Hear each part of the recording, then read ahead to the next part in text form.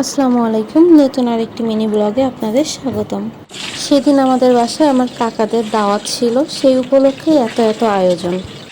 রমজানের শেষের দিকে ইফতার করতে গেলে পানি খেলেই পেট ভরে যাচ্ছে, বেশি কিছু ইফতারে খাওয়া যাচ্ছে না। তবুও মেহমান আসবে বলে কথা, অতিথিদের কোনো কিছুতেই যেন কমতি না পড়ে, তাই আমার মা এত ব্যতিব্যস্ত।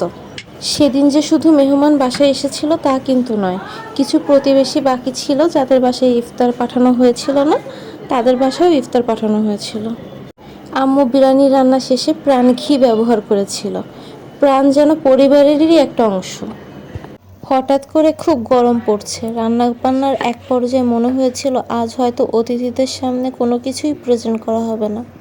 আল্লাহর অশেষ রহমতে আমরা আমাদের প্ল্যানিং অনুযায়ী যাবতীয় সকল কাজ সম্পন্ন করতে পেরেছিলাম। এই মেহেদিতে কালার আসতে একদিন সময় লাগে, তাই তাড়াতাড়ি করে হাতে মেহেদি দিয়ে নিলাম।